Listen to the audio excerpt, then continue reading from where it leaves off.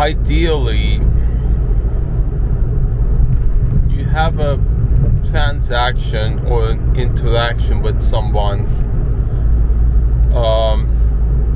You would want both parties to win in that transaction, both of you to be happy.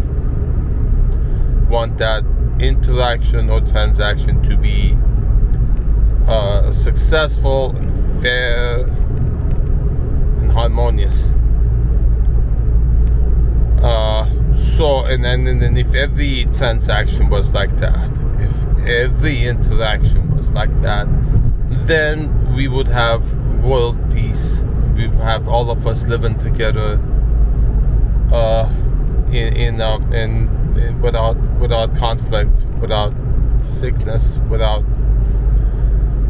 prisons, and, police and hospitals and all that. That is the goal. It's my goal. My dream.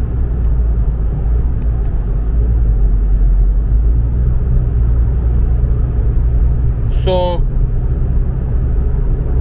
it's not quite like that right now, and it's intentionally that way, I feel. So we're in the process of getting that, so we learn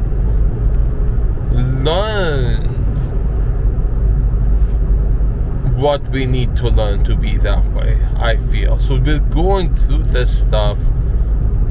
What we're learning, what the whole thing we're learning is for the purpose of getting to that, used for that purpose, and processing that way. Look, I wasn't planning to say this, it just came out. You see?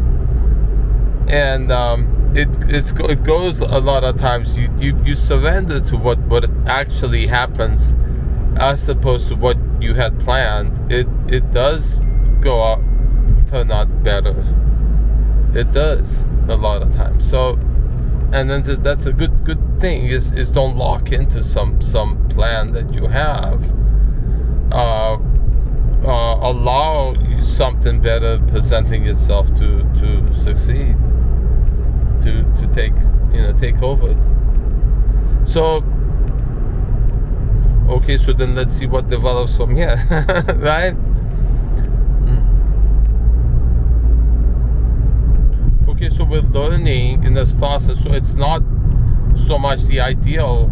A lot of times we're coming across a lot of situations that aren't ideally the people okay, so what I was gonna say, what I'd prepared to say, that I was prompted to record because I had this thought: the amount of wealth that is derived in transactions that aren't fair,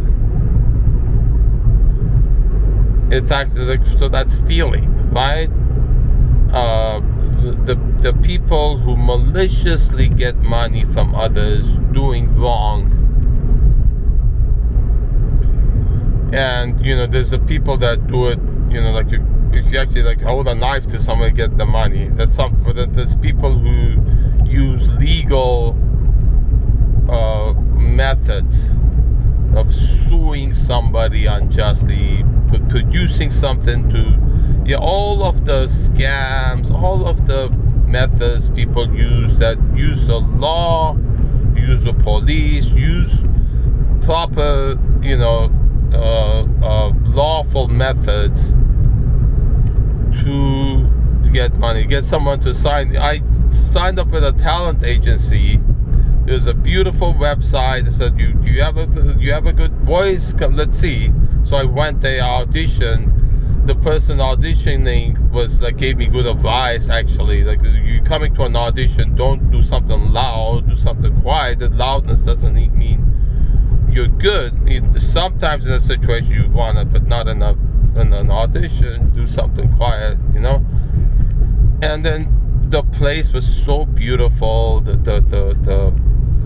building was just looked really affluent. The interior design really modern, and they looked like celebrity belongs to be there. Like Jack Nicholson has to be sitting there, So, and then they said, you come in, we'll take you to the studio, we'll get the recording studio, we'll introduce you to them. And then, so I made a payment that was $700 I put in, and then the contract, signed the contract. Turned out, okay, so many months have transpired, haven't gotten what I need, and now saying, now that we're going to give it to you, but you got to give $2,700 more, and then we'll get it to you. So look, you've so many months, you told me it was going to happen. It's been 4 months. A lot of time has transpired. You haven't followed through. You haven't done this. It feels you're not doing it. I want my money back. So, but no, the contract you signed says you signed it, you know, and I have the recording of that interaction. So that's an example of a transaction that happens using the law, and there's so many. I got some scammer living in my house using the tenant protection law. That's put in there to, you know, give the rights of people. Someone needs a place to stay, but that's not what it's used for right now. It's being used to oppress, because if someone is there, they just need a place to stay. They wouldn't intentionally make up bogus allegations and to threaten to sue when there's no pressure to pay rent or to do anything. Everything is taken care of. Every sincere help is given. Nothing is forced. All boundaries are respected. But then it's represented as not that. So, and then that having lived in that situation, been forced to have that situation occupy my house for 1 year and a half, 18 months, that has produced, like, in me, to the normal reaction of someone would be to that they would react adversely, since she's getting police also with certain methods to cooperate with her, triangulating with the police. The wounds that's on her, physical actual wounds that appear, most of them untreated because she can't get help for them because they were gotten, that would reveal the criminal activity that produced them. So then that's the method, is to apply such adverse conditions to back somebody up, isolate them, slander them, threaten them, accuse them, gaslight them. All these methods that are legally sanctioned, and then to drive somebody to do something. Now the wounds, a lot of the explanation that does explain the wounds. There could be other. I've seen self-harm. I've known people who've done self-harm. There's different reasons that I've heard. I've heard somebody cutting themselves because there's such intense pain and they can't understand why, and then the pain from a cut to themselves makes sense because they know what the cause of it is. It's the wound they cause themselves.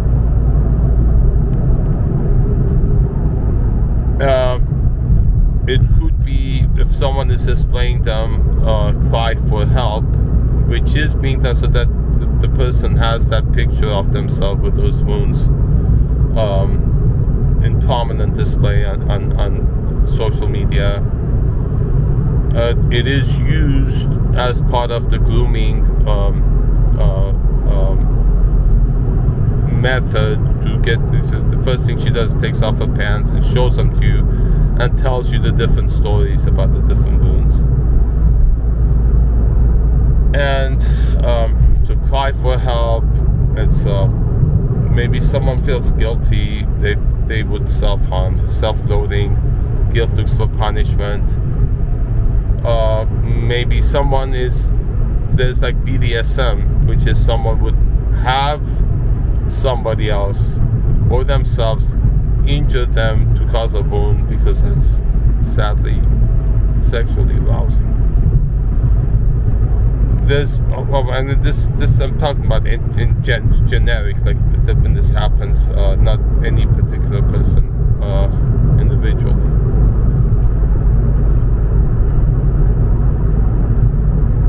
I know this stuff is too much. It's like a lot a lot of disturbing ideas that in brief moments. So let's kind of refresh from that. Maybe I'll turn off the video and start another one. So I mean that's what it is. And then you see why being born in your developmental stages in an environment of criminal activity and abuse, violence, drugs, addiction, all the stuff that would develop. You see, because you model after it when you see it, you're the victim of it. Maybe that's the only attention you get, the love you get is physical violence or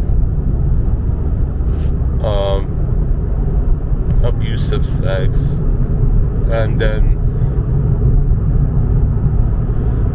you know this is the stuff, and it comes up. We can't not look at it. It is horrible, but it is that's the thing. This stuff gets not talked about because it's so atrocious, and then this is the result of it, because we don't talk about this stuff. It's going on, so more than you know, or perhaps you know, you just don't want to look at it.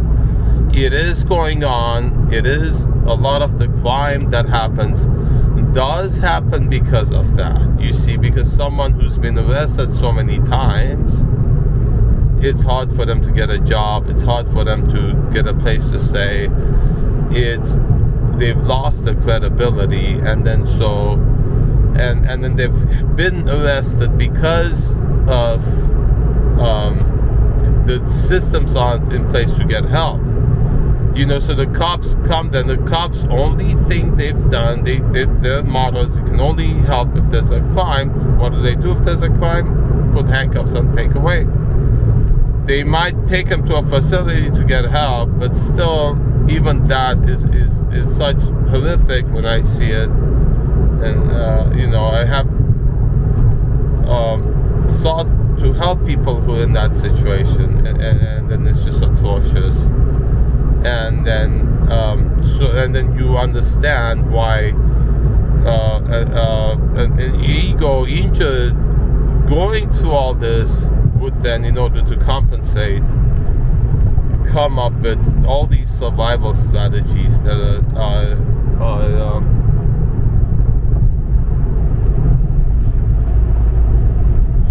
I mean the word diabolical. And then you see all the you know that word is associated with you know, James Bond villains or superhero villains, right?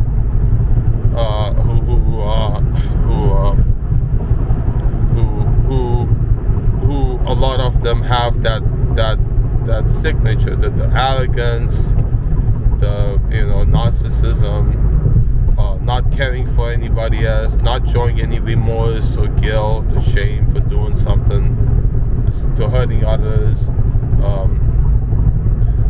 and then, you know, the sociopath, symptoms, you know what they are, and then the big ego is the compensation for the wounded child that's inside, wanting to regain equilibrium, homeostasis.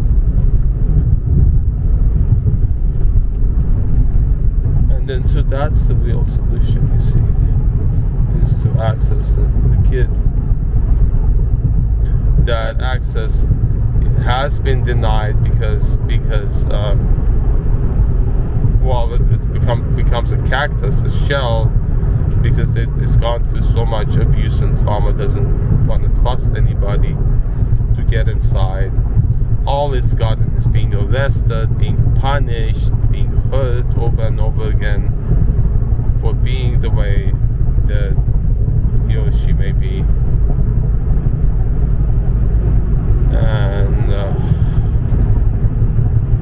And then the prevalence of this, because there's a whole economy based on this.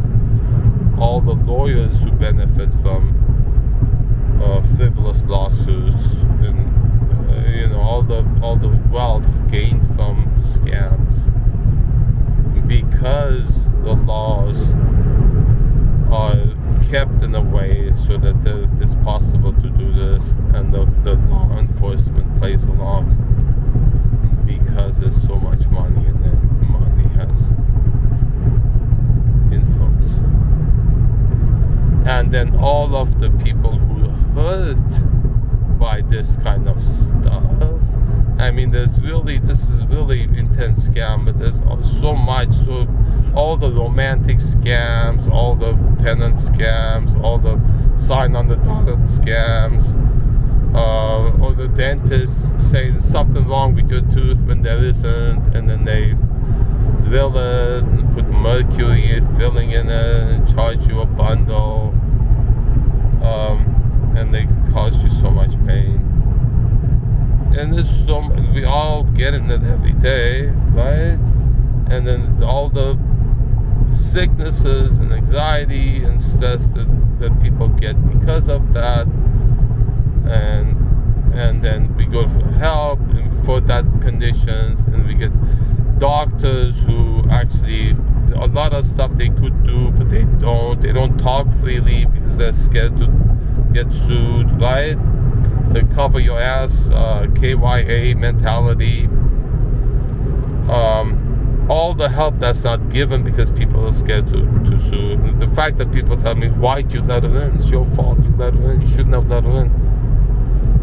She was saying she was being abused by the boyfriend, had nowhere to go. It wasn't bad intention that I let her in. I let her in to help her. So then no one should help anyone. Or if they do, they have all these set of rules that makes it nearly impossible to help someone. You see? Because they have to protect themselves from liability. Because of people like that, because of these flaws in the law enforcement, that instead of helping somebody, put handcuffs on them and put them through hell.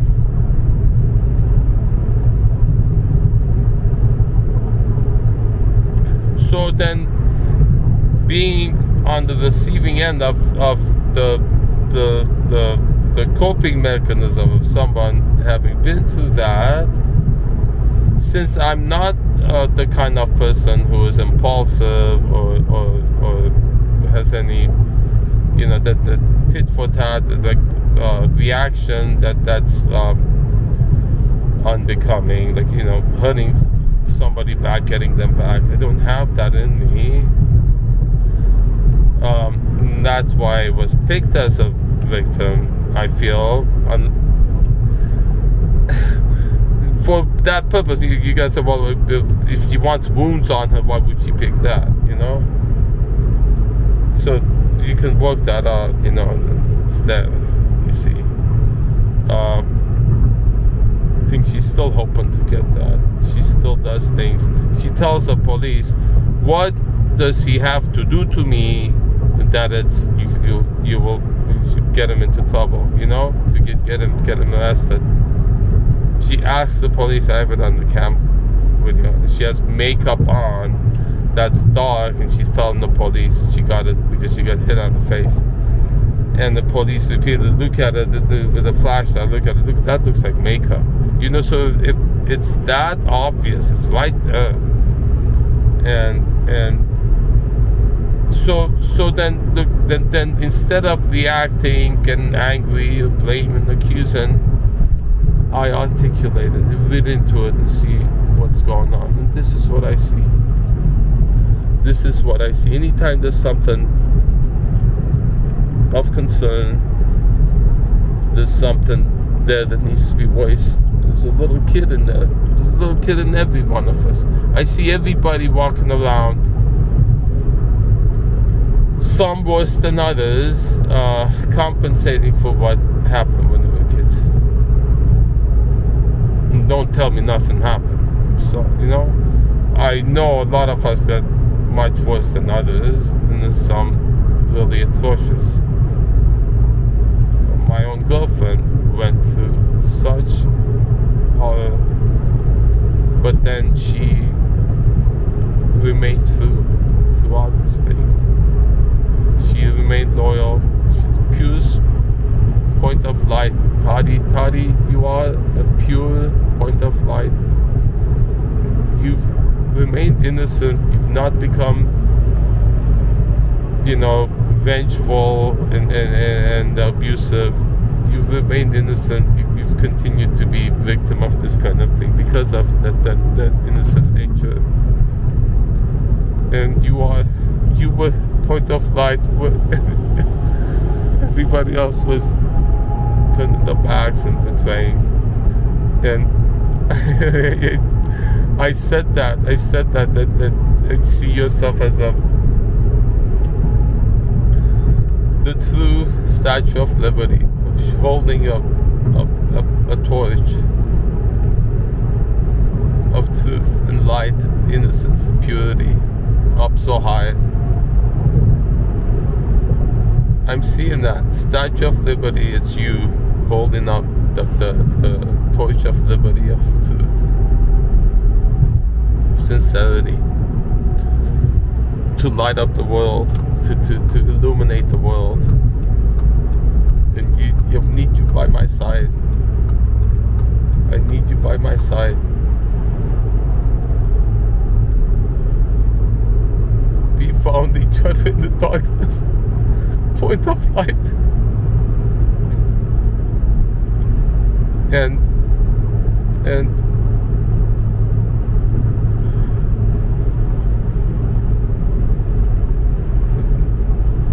what we went through together, look, there's a lot of pain in there, but the preciousness of it, because of who you are, you've been through, who I am, what I've been through, what we went through together.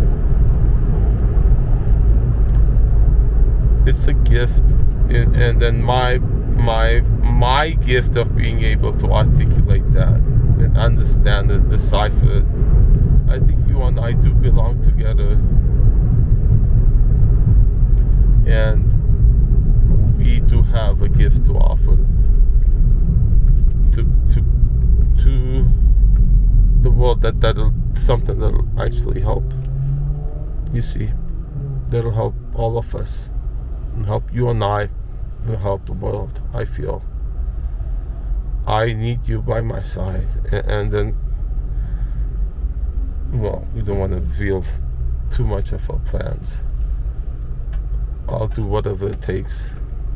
I'll do what we gotta do to get together and then present this, articulate this, accurately,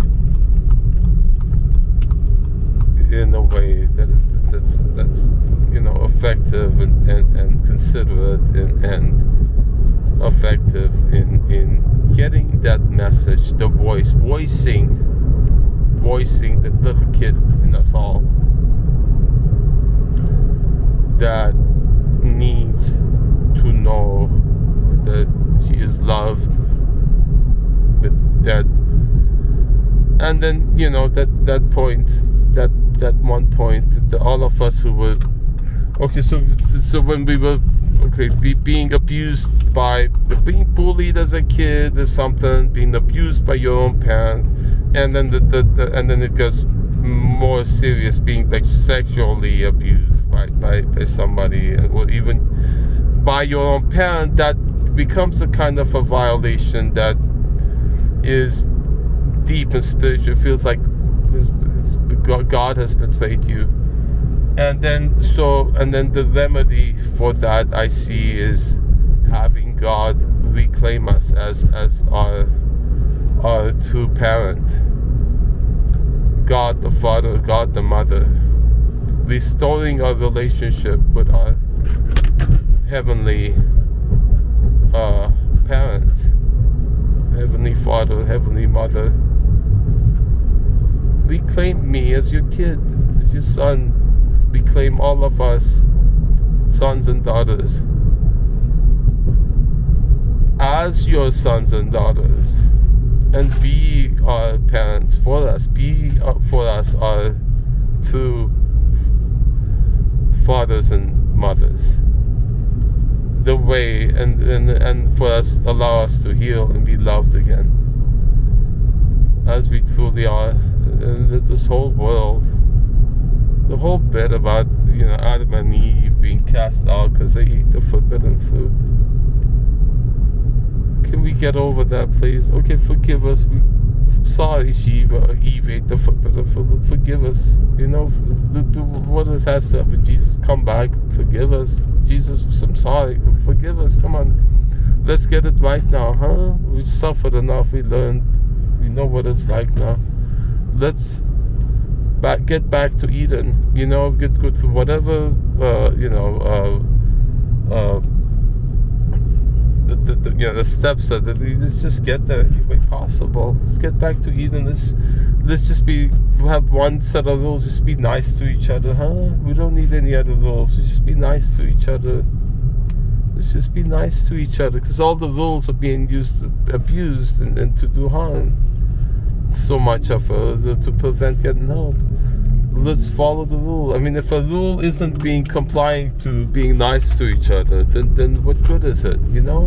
If a rule itself is violating,